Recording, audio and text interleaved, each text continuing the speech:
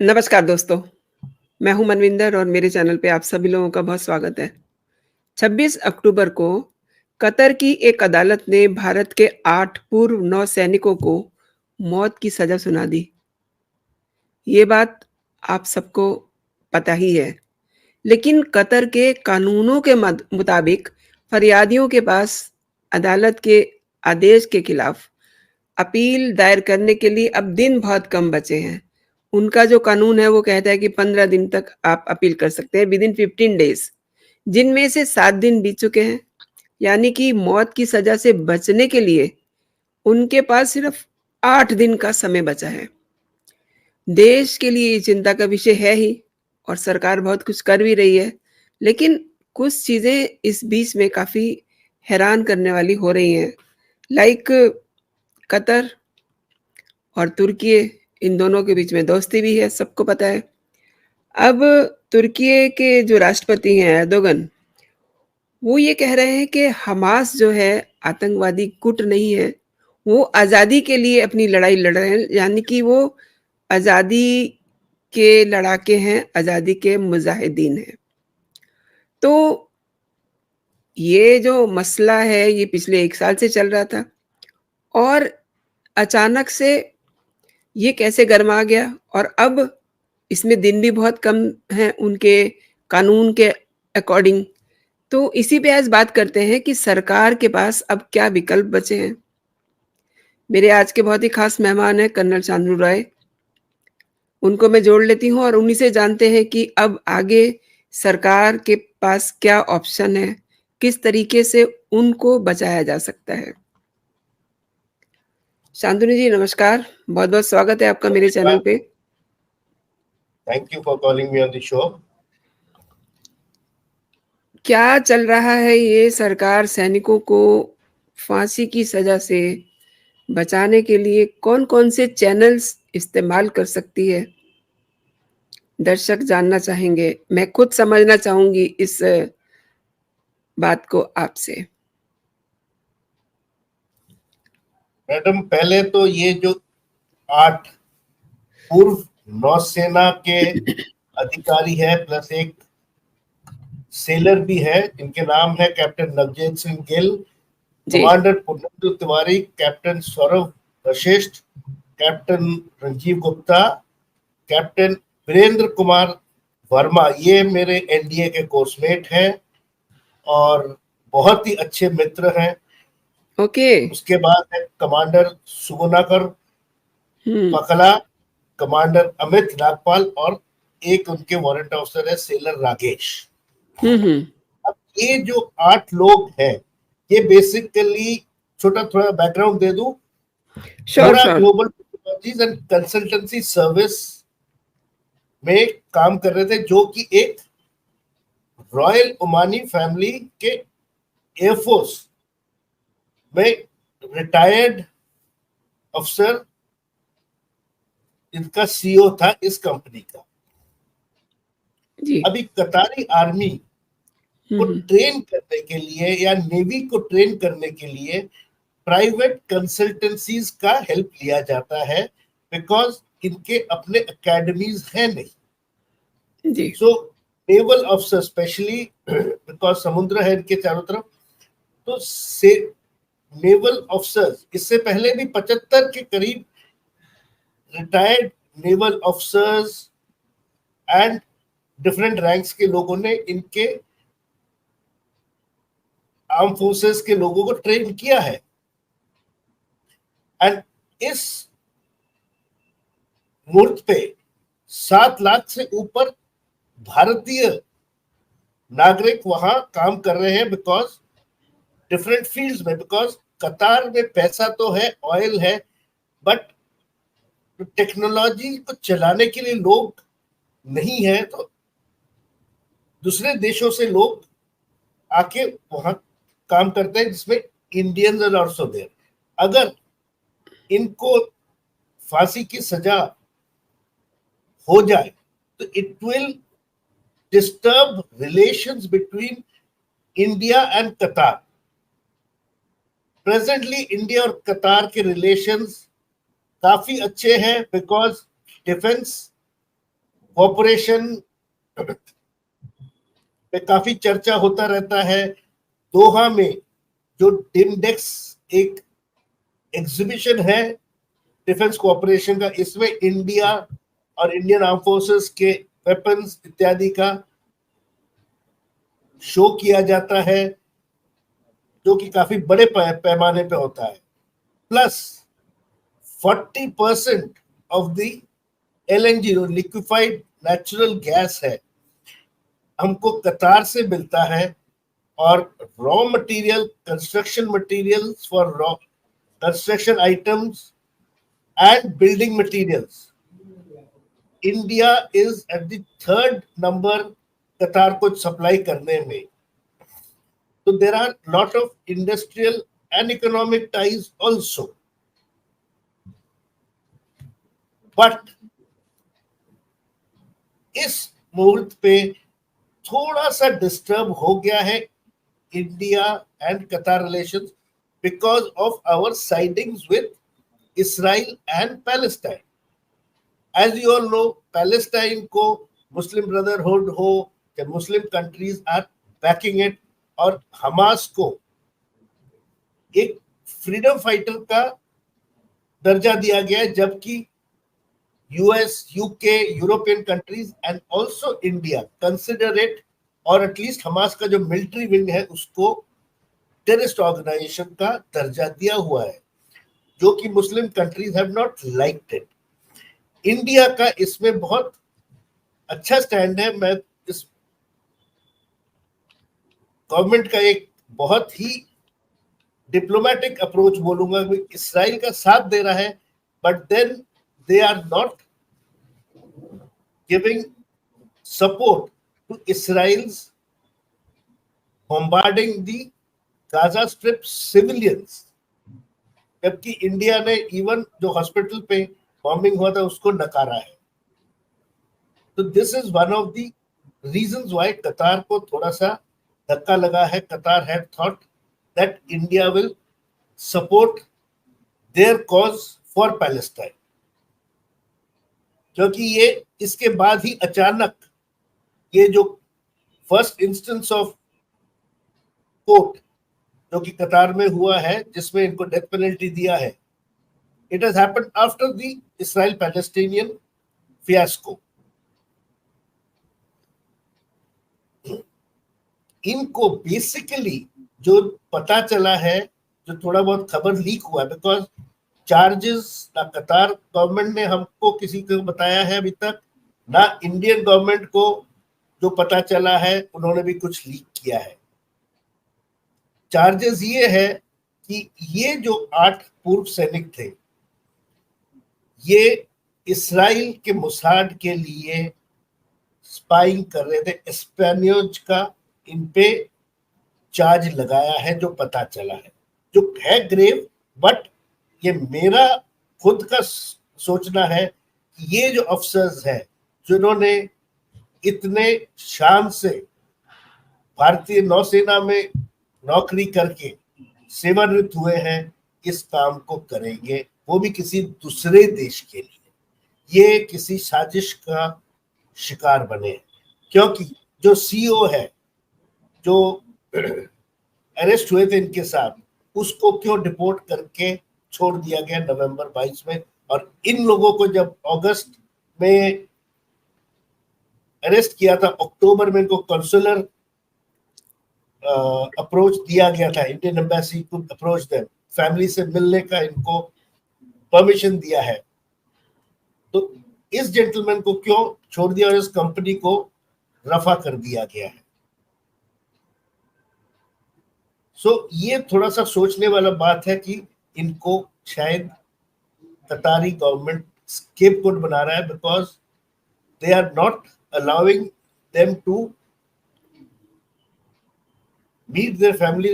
हफ्ते में एक बार 5 मिनट के लिए मिलने दिया जाता है, जबकि जयशंकर जी जो हमारे एक्सटर्नल अफेयर्स मिनिस्टर हैं, he has met every family member, he has discussed at the highest level with the Qatari officials and agreed to do the maximum। Even the naval chief Admiral Hari Kumar has made a statement that all out efforts are being made to get these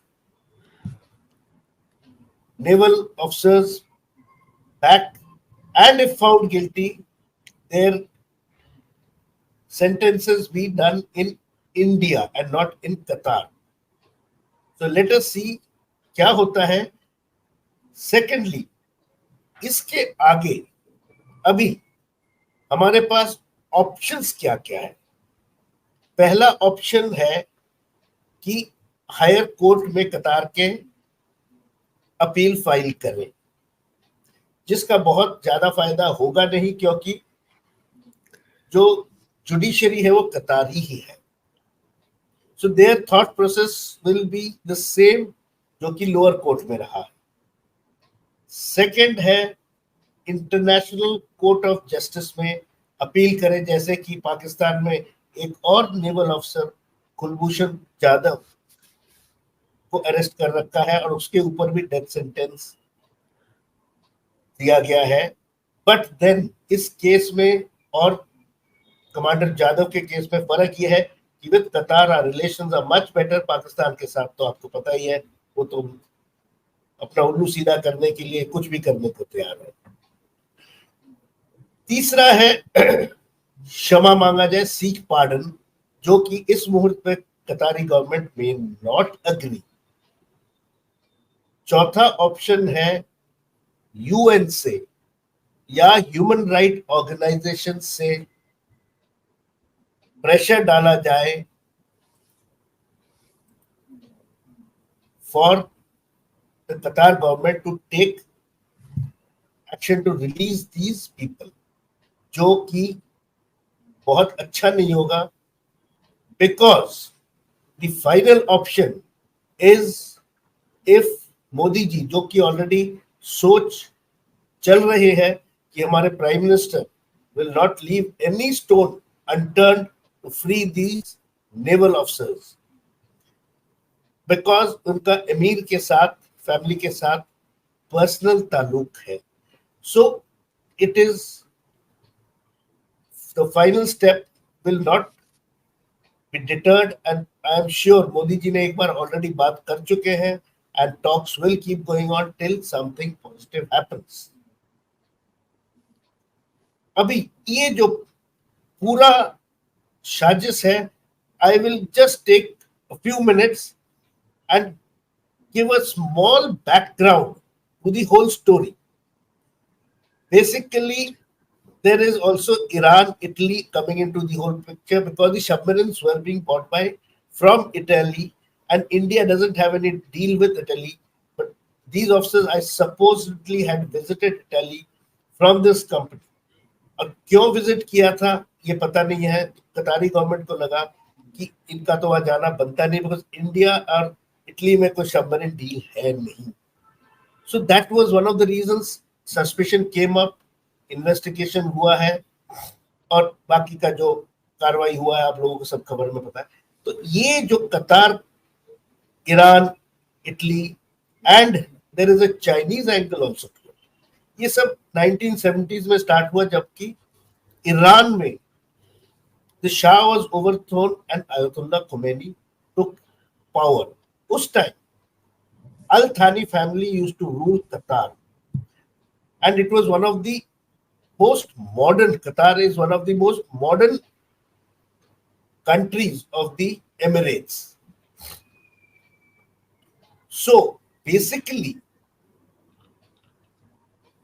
Iran के उस time America से या Israel से अच्छे relation नहीं थे. सो उन पे नजर रखने के लिए अमेरिका एज यूजुअल जो बिग ब्रदर का गेम खेलता है, एक चैनल कतार में चालू किया, Al Jazeera, which is now quite famous.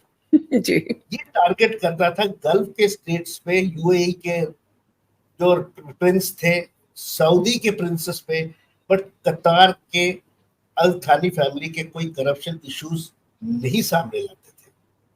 Plus कतार में अमेरिकन ने एक एयरबेस खोल रखा था to keep a control on Iran and West Asia. उस एयरबेस का नाम था Al Udeid airbase. This was basically done to keep a control on West Asia. ये चीज ईरान को अच्छा नहीं लगा, एंड ऑल्सो अमेरिका, इसराइल और कतार का जो ट्रायंगल था ये ईरान को भाया नहीं। तो उन्होंने कतार को डायरेक्ट बोला कि अगर कल ईरान एंड अमेरिका में प्रॉब्लम्स हो तो वी विल होल्ड कतार रिस्पॉन्सिबल। एंड कतार being a very small state, military उनका स्ट्रॉन्ग नहीं था उस टाइम पे, I am talking in 1980s। So America and Israel help them कि आप प्राइवेटली अपना आर्मी को ट्रेन कराइए, मिलिट्री को प्राइवेट कंसल्टेंट से ट्रेन कराइए, मर्सनरी से ट्रेन कराइए। That is the time when ये जो दहारा ग्लोबल कंसल्टेंसी सर्विसेज जो कि आर्मी, नेवी, एयरफोर्स का ट्रेनिंग देता है, this came into play, and Indians have been also being recruited, majority were Indians, for training these. इस टाइम पे Italy, who were not having good relations and was economically down, came into the market and wanted to sell their military hardware. जी अब military hardware बेचना है तो China का जो belt road initiative था, that was also had just started off. The Italy got into league with Chinese market, and these Italians sold their submarines to Qatar through China. So जी basically Qatar जी and Italy started working. और इस time पे Russians also through China कतार से improve करने लगे अपने रिलेशन, बिकॉज कोल्ड वॉर जो अमेरिका और रशिया का हुआ था, इनका रिलेशंस टूट गया था।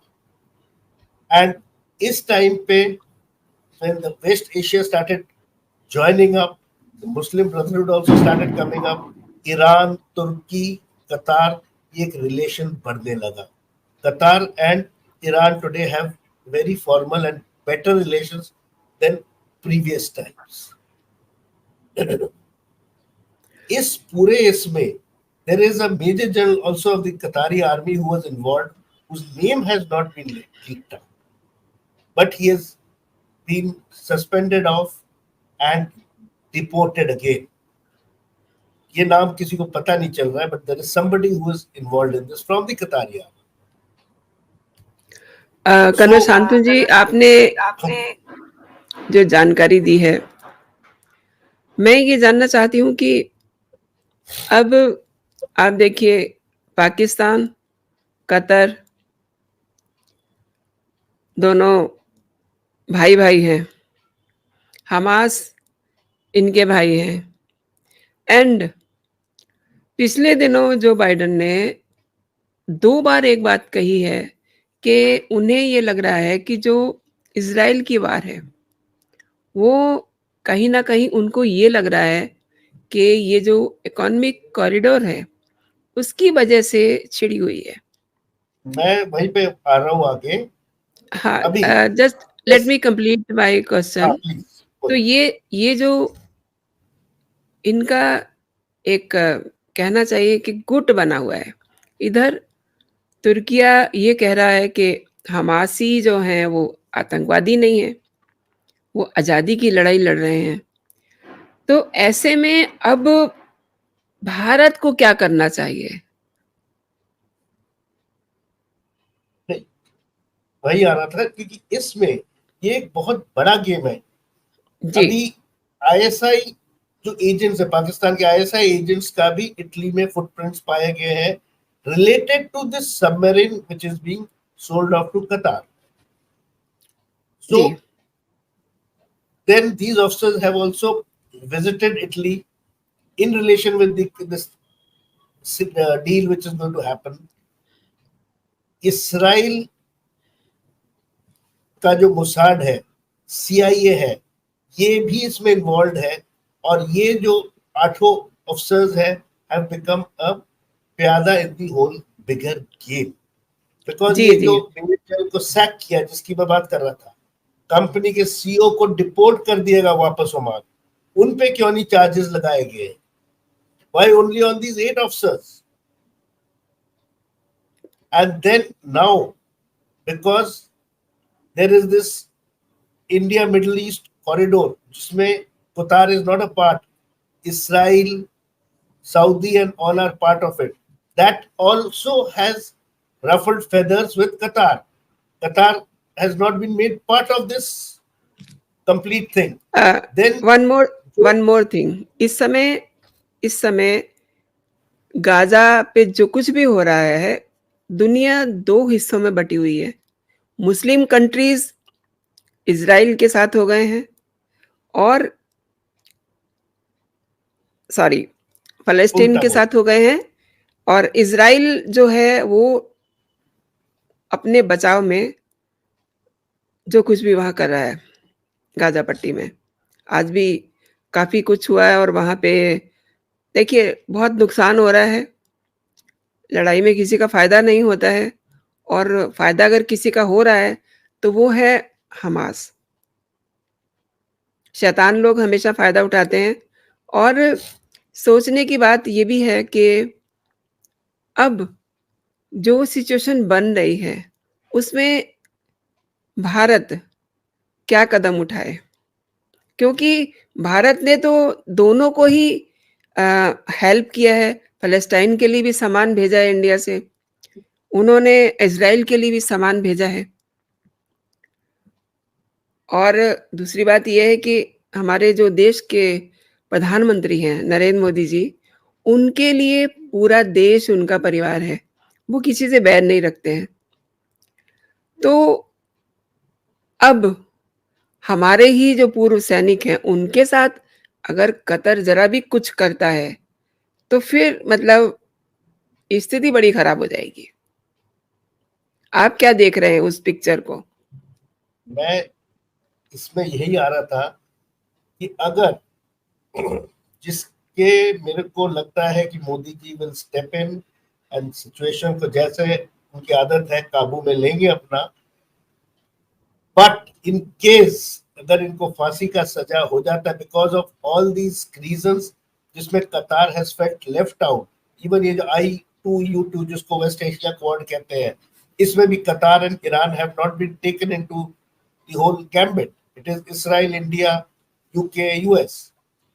सो then the middle east corridor, ये सारा कुछ मिला जुला के इनके दिल में जो भावनाएं पैदा हुआ है, it will be a very big detrimental for the India-Qatar relations, क्योंकि suddenly there will be vacuum। अगर ये सजा implement हो जाता है, India will call back every worker from there and not allow people to go there। और मेरे को लगता है it will be a very childish, बचपना हरकत होगा कतार के पार्ट पे अगर ये सेंटेंस इंप्लीमेंट करे। अगर इन्होंने इमोशंस में आके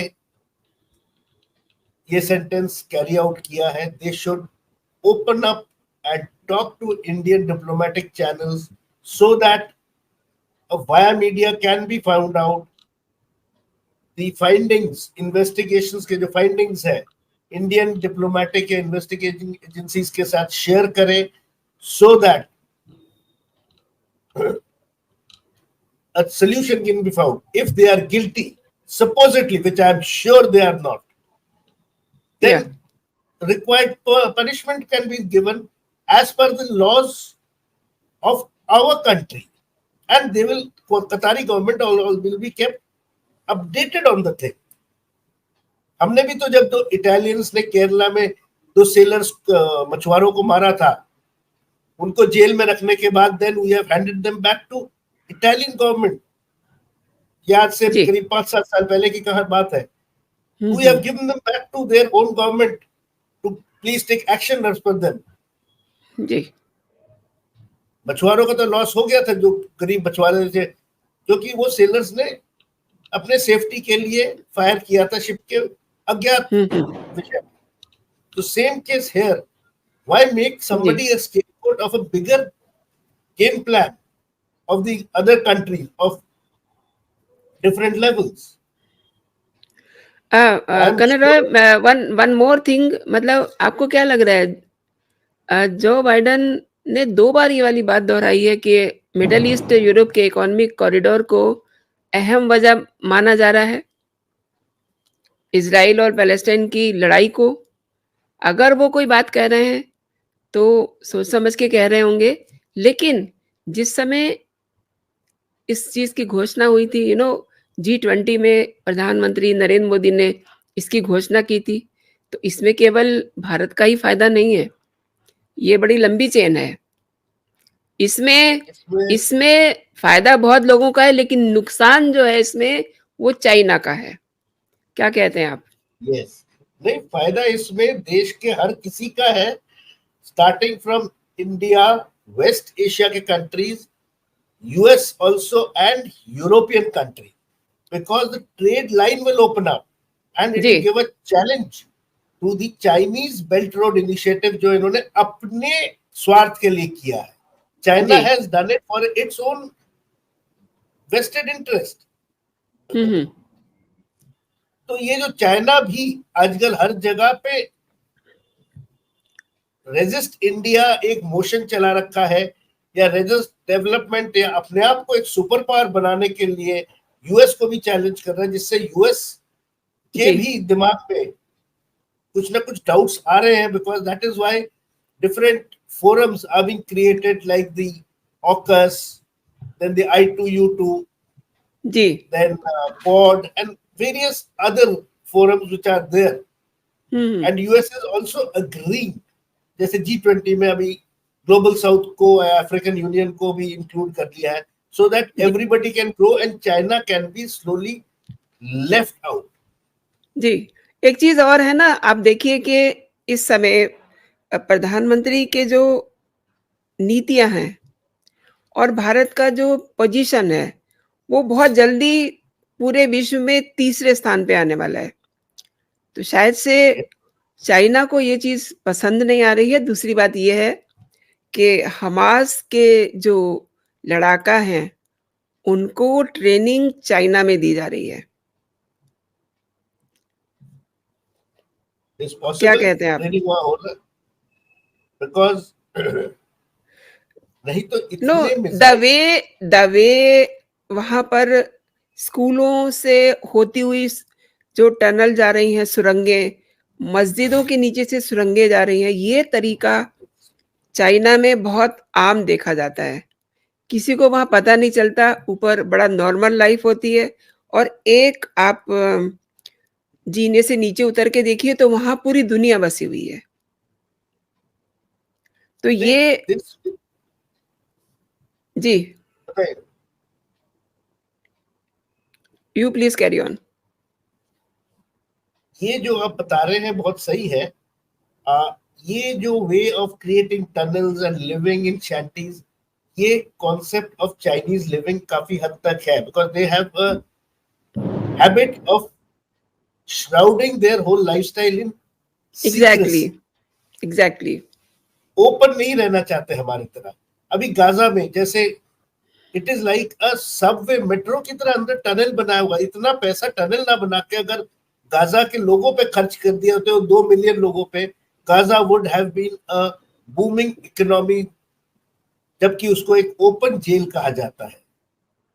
अगर हुँ, हमास ने ये हुँ। पैसा खर्च किया होता प्रॉपर गवर्नेंस पे, अपने मिलिट्री बढ़ाने के लिए नहीं, या इसराइल से युद्ध करने के लिए नहीं, they would have been a much better situation. आज ये इसराइल पैलेस्टाइन वॉर अननेसेसरी नहीं होता. जी, पहले अरब इसराइल वॉर्स होते रहे हैं. जब Israel has been established as a country and Arab countries have agreed, Palestine liberation organisation आ गया है.